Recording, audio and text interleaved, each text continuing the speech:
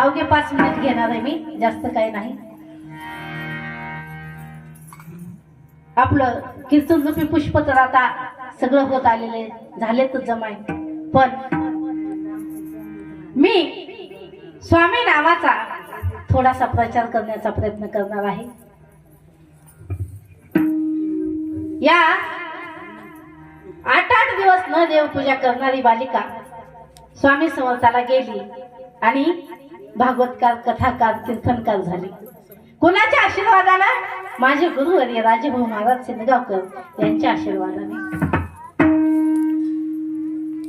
स्वामी समर्थांची सेवा केलेली वाया जात नाही. दररोज फक्त 3 अध्याय आणि 11 माळे आहेत. आपल्याला सर्वांना माहित आहे. आपण याच्यातले बरेच जण आपण मंदिरामध्ये जातोय. फक्त याचे खाऊन पिऊन कधीही 3 अध्याय वाचा, 11 माळी जप करा, स्वामींचा फोटो घरी घेऊन या, आपली असेल ती भाजी भाकरी प्रेमानं भावानं त्यांना ते ताट दाखवा. तेच ताट तुमच्या मुलाबाळांना जेवाय द्या. काही वेगळं काही करायची गरज नाही. पिठलं भाकर असो, भाजी भाकरी असो, काही असो, तेच ताट भगवंताला दाखवायचं, तेच आपल्या मुलाबाळांना द्यायचं. कारण मुलांवर जर आपण संस्कार केले तरच आपली संस्कृती टिकणार आहे.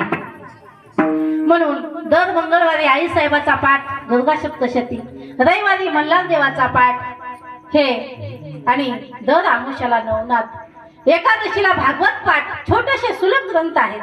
फक्त आपल्याला 200-300 रुपये खर्च येतोय. तेवढे ग्रंथ घरी आणायचे आणि आपल्या जीवनामध्ये कुठला तरी ग्रंथ असावा, कुठला तरी संत असावा, कुठला तरी पंथ असावा. म्हणून ह्या स्वामीची सेवा आपण करायची आणि आपल्या जीवनाला आकार बदलून देणारे हे सद्गुरुनाथ आहेत. गुरु शिवाय मार्ग नाही म्हणतात ना. माझ्या जीवनामध्ये राजाभाऊ महाराज सिंदगावकर यांनीही माझ्या जीवनाला आकार दिला आणि स्वामी समर्थ यांनीही माझ्या जीवनाला आकार दिला.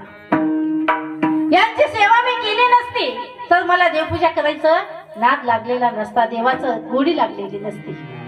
बायकाला माहित आहे 10 वाजता एकदा बैठक बसली, संध्याकाळी 6 वाजेपर्यंत तिथं गेट पशी जेवण बी का फालतू गप्पा.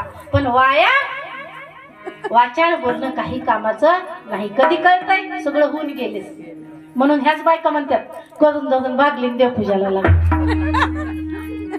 म्हणतात का नाही. पण काय का म्हणाला महाग्या